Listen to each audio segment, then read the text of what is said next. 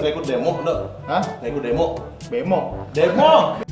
Demo. Kagak lah, ngapain demo gua? Dikasih nasi bungkus loh. Tahu gua nasi bungkus doang. Demo masak mau gua, kasih nasi semua atau malah Ah. Enak, banyak cewek-cewek coy. Ceweknya juga paling nggak seberapa man. Lihat nih, dosen tadi baru tuh mantep. Wih, iya. Bukan main. Bang, masih kaya bang lihat. Iya, main. Lagi nonton lu ya? Lagi nonton dia banyak kan. Apa tuh bang?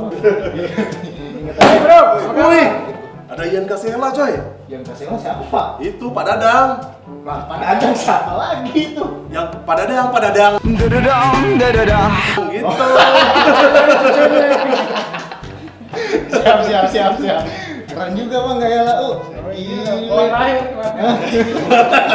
Udah malam enggak? Emang kelihatan tuh jalan? Agak, biasanya di belakang mulai. Itu musik apaan bang? Musik bang? Kan, ini hiasan doang. Apa? Nyanyi dong. Itu penggorengan kecil ya? Gitu ya? Yang Bang, buat itu- telur puyuh. Ya. Itu ngecek pulsa kayak gitu kan? Agak. Pegang apaan tuh? Udah gak malu. Udah di kampus loh ini. Bukan. Selamat siang. Selamat siang semuanya. Selamat siang. Siang semuanya. Siang bu. Kalian nggak pada ikut demo? Nggak bu, nggak diundang saya. Nasi bungkusnya nggak pakai rendang bu. Nggak ada waktu bu, banyakkan tugas.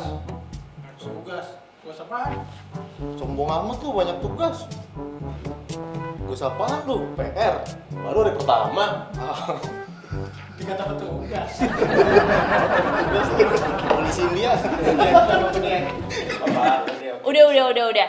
Sekarang kita absen dulu ya. Samudi ada? Kemudiannya belum lahir, Bu. Ah, bisa aja kamu. Kalau Rojali ada Rojali? Rojali nggak ada bu. Siapa Rojali? Kok pada nggak ada sih? Oh my god, ternyata ini salah absen. Absen Pak Uk, coba yang ke bawah. Oke, maaf ya. Jadi kelas hari ini kita akan membahas soal PDB dari suatu brand. Hah? PDB? Yang bener aja demam berdarah itu bu. DBD. Gitu. Ngawur, itu DBD. Ini bahasnya PSBB. Bener ya bu? Bukan DBD ataupun PSBB, tapi PDB. Nah, salah satu tanda bahwa perusahaan itu memiliki marketing yang kuat adalah jika perusahaan tersebut memiliki PDB, yakni positioning, differentiation, dan brand. Oke, jadi siapa yang tahu positioning itu apa? Gak ada yang tahu nih positioning itu apa? Oke, positioning itu merupakan upaya suatu brand untuk memosisikan brand tersebut di dalam benak pelanggan. Misalnya apa? Sabun Lifebuoy ya misalnya. Lifebuoy itu memosisikan brandnya itu sebagai sabun khusus untuk kesehatan. Sedangkan kalau Lux itu dia memosisikan brandnya sebagai brand sabun untuk kecantikan. Kurang lebih seperti itu. Wah, cakep nih ngomong sabun. Ibu sabunnya merek apaan bu? Udah, fokus. Oke, sekarang coba ada yang tahu nggak differentiation atau diferensiasi itu apa? Bu, Apa? itu kayak pembeda satu merek dengan merek lainnya. Wah, kamu gitu-gitu pinter juga ya. Saya emang pinter dari dulu bu. Oke, bebas. Jadi, diferensiasi itu adalah hal-hal yang membedakan antara satu merek dengan merek yang lain atau satu produk dengan produk lain, terutama produk pesaing. Misalnya apa? Coba misalnya Aliando nih punya bisnis bakso. Saiful juga bikin bisnis bakso. Nah, kira-kira perbedaan antara kedua bisnis bakso ini apa? Kurang lebih seperti itu. Kalian ngerti nggak maksudnya? Bu, mau Yes? nanya bu. Nah, itu gimana bu caranya buat diskriminasi itu bu? Bukan diskriminasi, tapi diferensiasi. Nah, perlu diingat ya anak-anak, untuk membuat diferensiasi ini, ada 3 hal nih yang bisa membantu kita. Yang pertama adalah konten, yang kedua itu adalah konteks, dan yang ketiga infrastruktur. Kalian paham? Enggak bu. Kalau paham saya udah jadi manajer kali bu.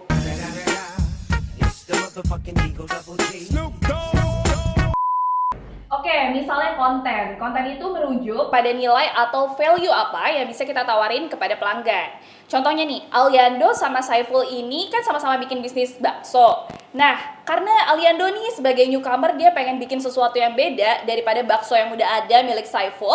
Akhirnya Aliando mencoba untuk melakukan inovasi nih dengan memberikan baksonya itu tambahan keju mozzarella di dalamnya. Nah, itu kan jadi diferensiasi tersendiri nih buat Aliando.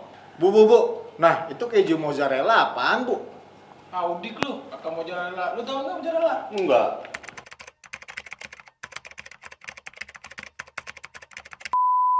Nah, intinya Aliando ini mencoba untuk menciptakan sebuah value lebih yang bisa dia tawarkan kepada para pelanggannya. Nah, di sini nih, para pelaku bisnis ini perlu untuk pintar-pintar memutar otak, berpikir kreatif untuk menciptakan sebuah inovasi yang bikin para pelanggan nih makin penasaran dan pengen mencoba produk yang ditawarkan.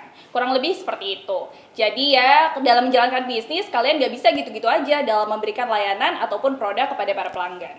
Bu, kalau nyontek apaan, Bu? Bukan nyontek itu kamu yang selalu nyontek di kelas. Ini tuh konteks. Jadi konteks itu lebih pada cara kita dalam menyampaikan value tersebut atau konten yang tadi kepada para customer. Lebih pada dimensi pelayanan. Misalnya layanan yang diberikan cepat, kemudian dapat dipercaya, dan lain sebagainya. Nah, kalau di baksonya Saiful dan juga Aliando seperti apa? Oh, kayak orang pacaran gitu ya, Bu. Kalau saya baik, perhatian, sering nelfon, berarti saya beda dengan mantan-mantannya dia. Artinya, konteks saya berhasil dong, Bu. Nah, bener kayak gitu, Rahman. Nah, Bu, lalu kalau infrastruktur itu apa, Bu? Apa harus banyak bangun jembatan dan gedung? Yang nggak gitu juga kali, infrastruktur itu lebih berkaitan pada faktor-faktor apa aja yang mendukung konten dan juga konteks tadi itu bisa terwujud. Jadi bisa kita sebut sebagai enabler lah. Contohnya ini misalnya ada wifi gratis, terus ada AC di dalam ruangannya, ada toilet khusus, kurang lebih seperti itu. Jadi anak-anak, kalau kita simpulkan, konten itu lebih mengacu pada what to offer kepada customer kita, konteks itu pada how to offer-nya, dan yang terakhir infrastruktur itu berkaitan dengan enabler-nya sendiri. Nah, kalian mudeng sejauh ini? Enggak. Nah, kalau branding itu apa, Bu? Nah, branding ini sebenarnya sederhananya adalah bisnis kita nih memiliki nama yang bisa disebut atau dipanggil oleh para pelanggan kita. Tapi bukan sekedar nama, karena harus ada asosiasi di balik nama tersebut. Branding yang kuat itu ditandai ketika kita sebagai pebisnis nih berhasil membuat brand kita ini diasosiasikan sebagai hal-hal yang positif oleh para pelanggan kita. Kurang lebih seperti itu. Contoh dari branding yang kuatnya apa? Misalnya ketika pelanggan kita nih mendengar brand dari bisnis kita, mereka tuh langsung mengasosiasikannya dengan hal-hal yang positif. Misalnya brand kita ini produknya bagus, dapat dipercaya, pengirimannya cepat, pokoknya layanannya oke. Kurang lebih seperti itu. Tapi tentunya hal ini nggak bisa dibangun dalam semalam. Masa nggak bisa semalam? Bangun candi aja bisa semalam. Ya enggak dong, branding itu lebih dari sekedar promosi gencar di sana-sini atau pasang iklan di berbagai media. Branding itu pada dasarnya merupakan karakter daripada brand ataupun perusahaan itu sendiri, apalagi di era saat ini nih. Oh, kayak Toyota ya, Bu? Yang dikenal sebagai mobil tangguh. Bengkel di mana-mana, servisnya murah gitu ya, Bu? Oh, berarti kayak orang tua juga ya? Minuman menyehatkan, kalau kita sering minum bikin kita bahagia.